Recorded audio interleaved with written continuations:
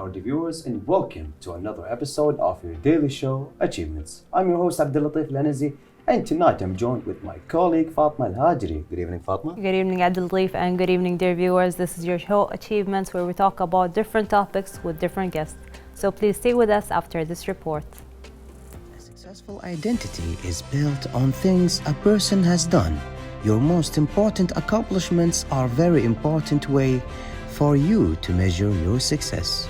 Colleagues, competitors, and the general public can look at a person's achievements to figure out how successful they are. Most of the time, putting in a lot of work pays off. Most people think a successful life is one of a lot of things to be proud of. When you finish a task, you win over problems or other people. Achieve means to work together to reach a hard and challenging goal. Everyone should be ready to help out and work together if they need to. There are many ways to reach your goal, but in the end, it's up to you to decide how it will pay out in your life. In their careers, some people want to get rich and will be well known. Some people think that even small victories are reasons to have a party. We're all different, so we all have our own thoughts on everything. In the end, though, everyone wants to be happy, and everything you do in life will help you to get closer to that ultimate goal. Welcome back, our dear viewers. Tonight we're having with us a coach, but not like any other coaches. He has been participating in the fitness field. Of course, that is worldwide. He is a Spartan Level 2 coach, and he is representing Kuwait in the championship abroad as well. He took coaching to a whole new level when we started, and he kept on going ever since. So please welcome with us Coach Mohammed Jafar. Hello and welcome, Mohammed. Hi, Fatma. How are you? I'm really glad to be here. I'm excited and I'm looking forward to this. It's our pleasure to have you here. And the pleasure is all mine. Yep. Of course, we are so glad that you're here because for me personally, I don't know too much information about Spartan races and all of it. So this is an opportunity that you'll be here and you can tell us everything that we want. But of course, we would love to know about you and how did you start your early steps on this passion? All right, so if I can go back before I started my Spartan journey, 2011, I started going to the gym for the very first time. And then because out of necessity, I wanted to lose weight. I gained weight after graduation, and that was the purpose. After losing weight, it became a lifestyle. Fast forward 7 years later, I did a Spartan race, my first one in Kuwait, and I didn't know what I was getting myself into. So it was a bunch of friends on a WhatsApp group, let's do Spartan, let's do it, let's go for it. They're coming to Kuwait. And you didn't know anything about it? Absolutely nothing. I was actually out of town, and then I was like, okay, so after New Year's, we came back, January 19 was the race, went to the race and ran 5K, did so many burpees, failed so many obstacles, but I crossed the finish line and I was determined to go and do another race. And I don't know, something in me, it's hard to explain. We always say it's Spartan, you'll know the finish line. And it's so true. It hits people differently, but the feeling is like, it's mutual. The feeling of sense of accomplishment, that you accomplished something, regardless of whether you failed an obstacle or not. The point is that you ran from start to finish, you crossed the finish line, you got that medal, it's earned not given, and it's all you. And so that was my first race. And after that, I was determined to do an even harder race. So it was a 5K. And then 3 weeks later, I went to Bahrain and did a 21K, 35 obstacles. I've never ran 5K in my life before the 5K race. And then I went to Bahrain, I've never even ran a 10K. So you didn't prepare for it, you just went for it. I prepared, but I didn't prepare for that distance. I think it was hard. It was hard in the beginning. It was absolutely hard, but it felt so good. I felt less pain, believe it or not, in the half marathon race, the half marathon Spartan Beast. And then I discovered something called the trifecta. So if you see the medals, there's 3 colors, there's green, blue, and red. The trifecta is basically the 3 distance, the 3 Spartan races. And I was like, okay, so I have 1 more left. I gotta get, the super, which is, back then it was 13 plus kilometers. And I was like, I'm gonna go online, I'm gonna book the first race, and the first race was Madrid, May. And my goal was before Ramadan, 2018 was end of May. I was like, before Ramadan, I'm gonna do the super, I'm gonna be part of this trifecta tribe. So when I finished the super in Madrid, I felt even better that I belonged to a community. So the early stages of feeling the importance of community and people and camaraderie started after Madrid. And then after that, I was determined to go for my second trifecta, which is doing the 3 races again before the end of the year. And I prepared for it, and I got a ×2, which is I did 6 races in 1 year. And then after that, I decided, you know what, this time I've tried Spartan, I know what it is, I see the progress, I see how my lifestyle's changing, and I'm gonna go and compete. I'm gonna compete in my age group. I joined one of the OCR gyms in Kuwait and started practicing, and here started getting help. And met new people, met different people who were in the community locally and regionally. And then my first race outside, I was like, you know, I want to start competing. And then I competed in Bahrain again, went to Abu Dhabi, qualified and competed in the Middle East Championship. That was my first qualification, and that felt so good. When was that exactly? That was February 2019. So you had so many championships that you participated in. You mentioned you did more than 3 in 1 year. You did 6 for the Spartan. Yeah. So that's a lot of competition, a lot of championships you participated in. That's correct. You also participated as a coach as well, not just an athlete, right? Well, for the races, you're running as an athlete, right?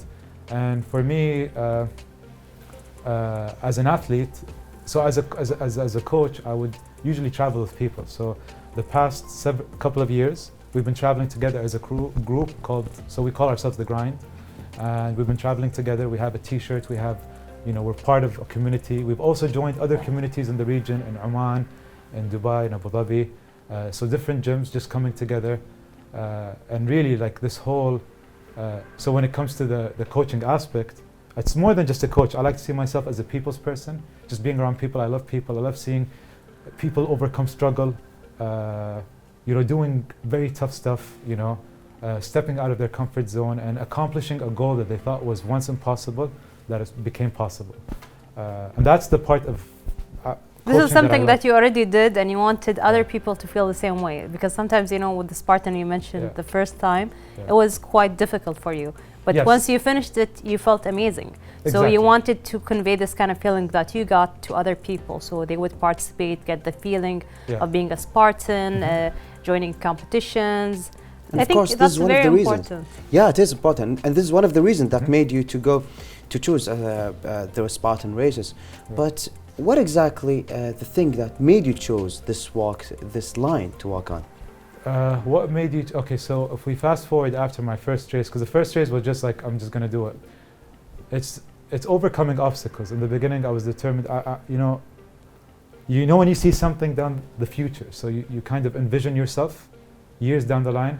I saw this being something that I would really love, and I remember after the race, the first race I did, I told myself, why am I doing this? I'm not doing this again.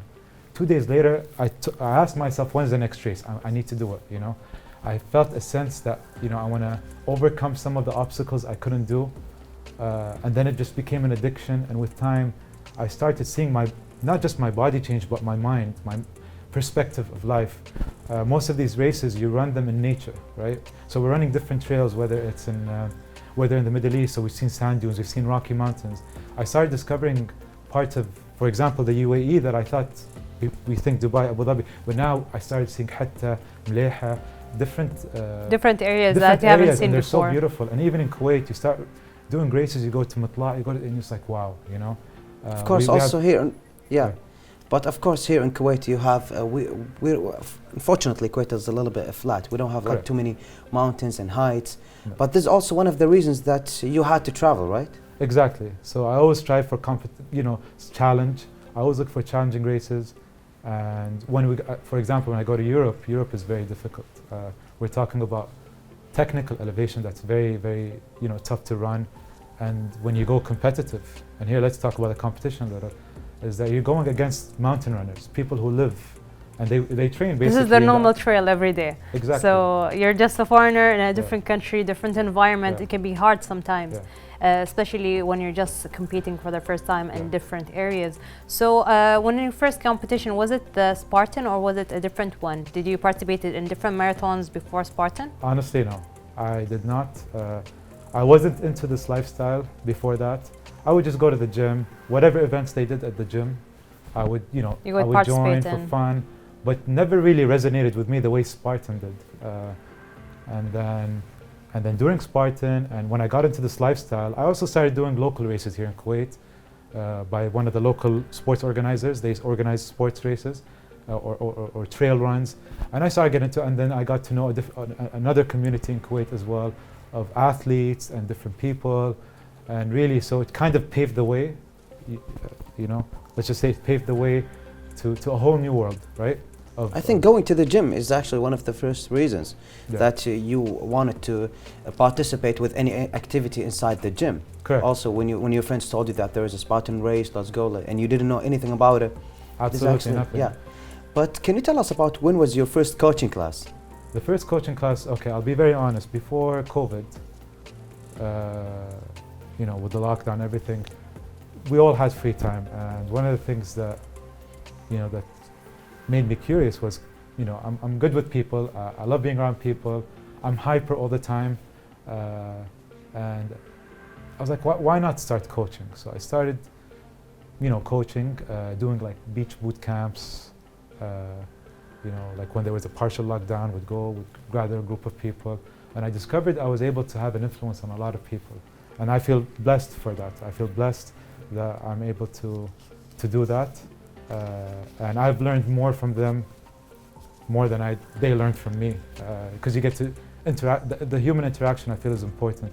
So I got into coaching, but I don't really. I see myself more as an athlete and a people's person than an actual coach. You don't like them to call you coach? No, I'd rather you just call me Mo, and friends call me Mojaf or Mohammed or.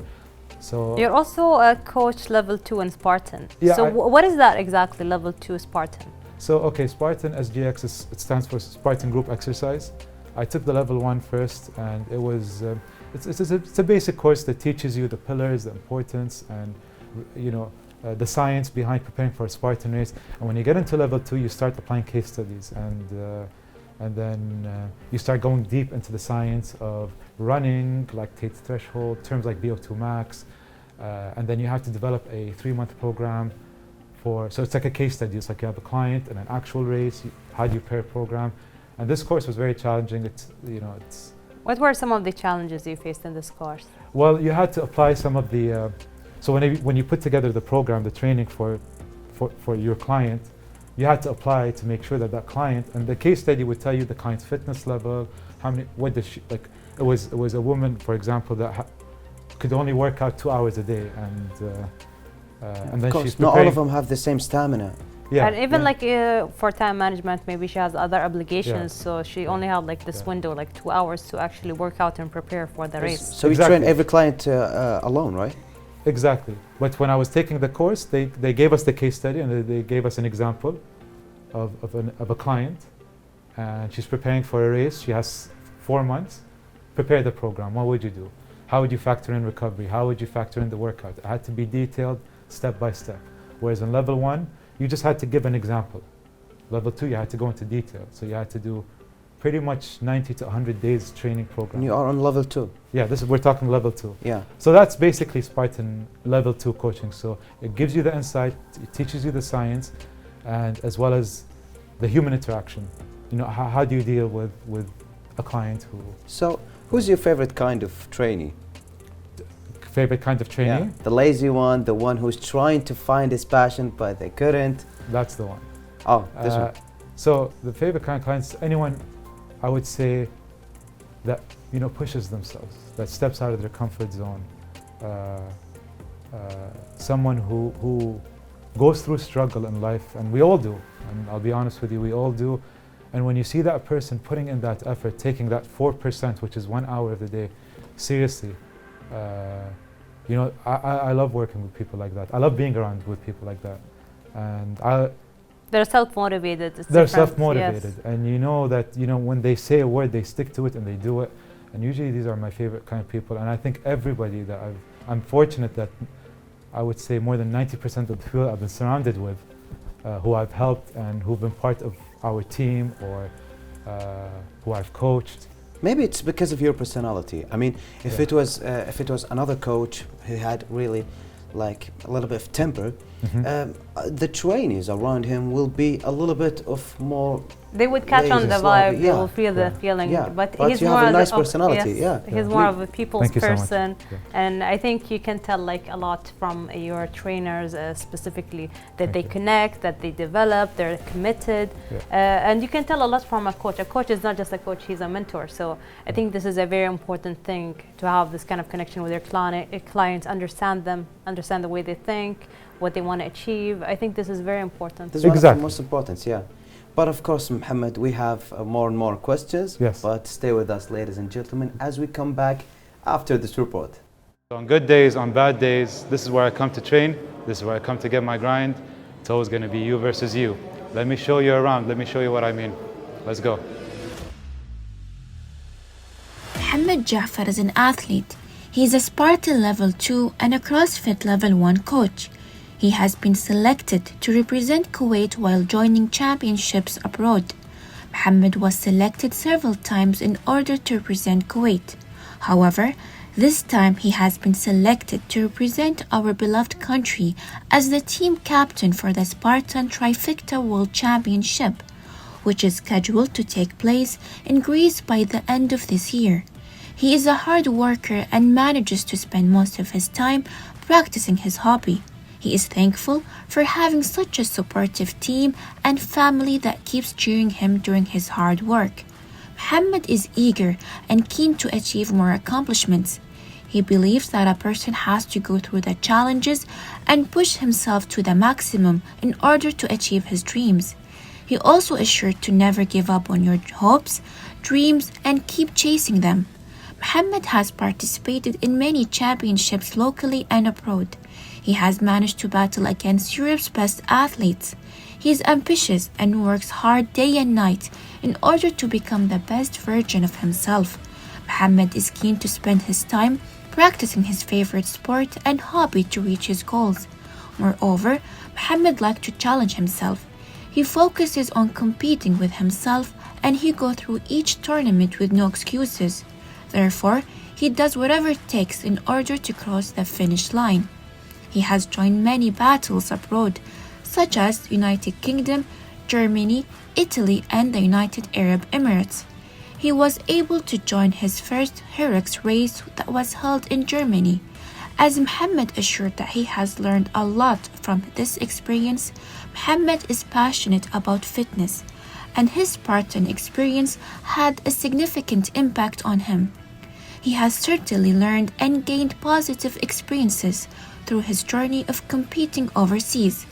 Mohammed is grateful for a supportive family and community. They work together to support each other. They go through the experiences by traveling the world and racing together. Mohammed has made us proud by being a great representation for our beloved country Kuwait while joining his championships abroad. He raised the Kuwait flag while he participated in each of those tournaments. Keep up the great work, Mohammed, and we are happy to see more of your great achievement. We are proud of you. This is where I come on good days, and on bad days, this is where I train. This is where I get my grind. When I look in the mirror, it's always going to be me versus me, you versus you all the time. Welcome back, our dear viewers. We're back with our guest, Coach Mohammed. Of course, Mohammed, we'd like to know more about your favorite time to practice, work out, to do what you love. Okay, so what I do every day, I have this routine. I wake up at 4 a.m. and I spend 1 hour just doing mantra training or mental training, just time to myself, no cell phone, no nothing, and just kind of zone out, zone out and relax. And that prepares me before races. So it's one of the things I do because on race day, you're nervous. A lot of nerves kick in. You start feeling the adrenaline of, I'm about to race. What if I fail an obstacle? So I do this every single day and I love it because it just became part of who I am. And then I take every workout like it's like I'm going, I would say, to war, because it's like I follow this. I read a lot, so one of the things I believe in is that you should sweat more in training and less in battle.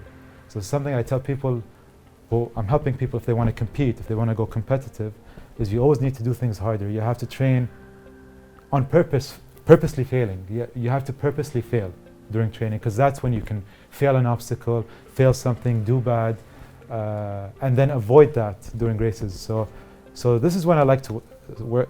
So you start train my day. really hard. So you train until you fail. Yeah, so This is what 4 you do. a.m. I wake up, so mentally I give myself an hour just to relax, maybe have coffee or green tea, and then I get up, I go do my run, do my training, finish my workout. I'm done by 7:38.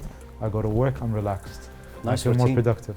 Yeah. Really, it is a nice routine. And then I could do my part-time thing of coaching and Yeah. helping, and then preparing for races and traveling for races. So this is something that really helps, and it's something that stuck with me for more than 3 years. And So, what yeah. did the coach Mohammed achieve until now? so again, just Muhammad, but yeah. Yeah. Oh yeah, exactly. You don't Just call me Mo. We're friends. You don't like it when someone call it a coach. Yeah. Just I But like as a breaking the coach. ice. As a coach, yeah. So Yeah. so your question was, What did you achieve as a coach until this moment? well, as a coach, I'd like to believe that I had an impact on people's life. That I'm able to be a people's person. Some of the stuff I've done outside Kuwait was, because our as Spartan, we're a community. We're regionally, not just locally, but regionally and globally. So in the region, I know a lot of different gyms in Dubai, Abu Dhabi, Oman, Qatar, and if we go to Europe, there's ambassadors all over the Middle East, and there's also Spartan brand ambassadors in Europe. So in Europe, for example, I'm friends with a lot of ambassadors from Germany, from Austria, from Italy, and especially like the past year, and the United Kingdom, because I competed in the UK age group series last year, and there I got to meet a lot of people. We still see each other in races. We communicate through Facebook, WhatsApp, or Instagram. I think it's just nice to have this kind of connection from a Yeah. lot of people you meet at races, Yeah. championships. I think it's just amazing because you all have the same passion, and you met through this kind of passion that connected you all. Yeah. This is one of the benefits that you travel. Yeah. Also, This is why I tell you the reason why I see it more than just coaching and more as a people person. Just traveling a lot for these races. It's not just a competition. I always believe competition is third. First is always community. It's always about the people. It's what drives us to go for these races. It's the excitement. It's what gets us excited. And going to Europe, going to the Middle East, and you would see same thing. People from Europe traveling to the Middle East to do races.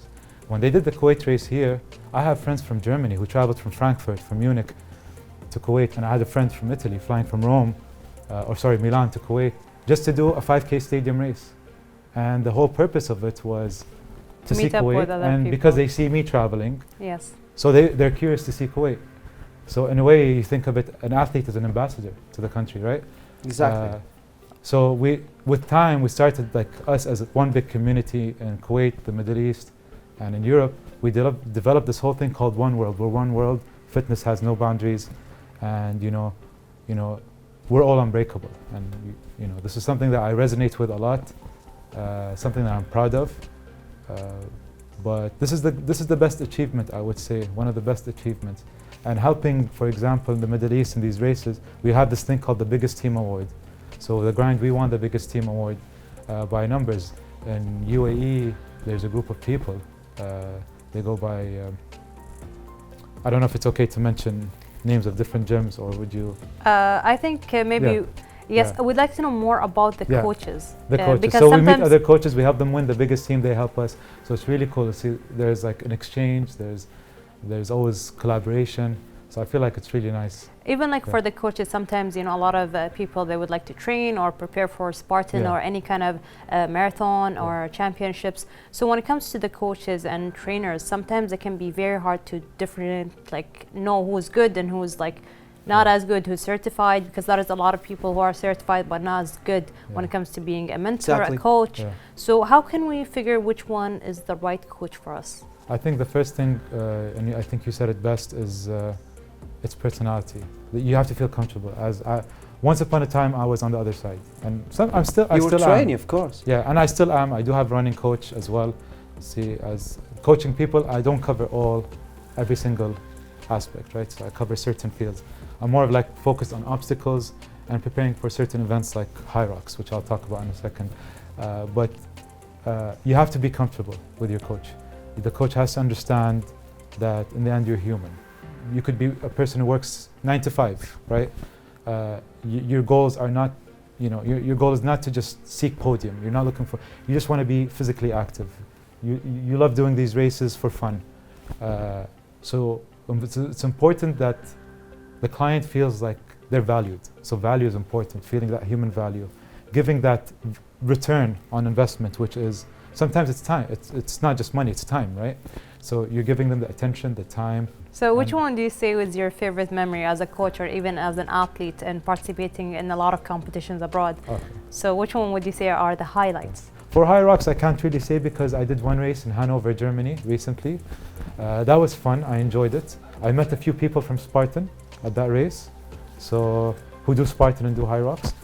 But my favorite race would have to be, if I can choose three, to be fair, is of course Kuwait. The Kuwait Stadium was one of my favorite because, there were a lot of challenges. I had to step up as an ambassador, help Spartan Arabia who organized the race.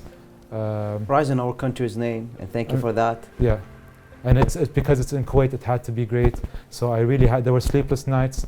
One of the things I did was, in addition to running the race, was marking the race. So you see the tape, the course marking.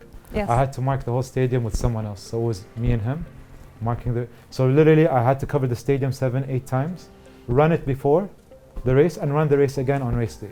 Run elite and I got 6th place elite. I was happy with my result.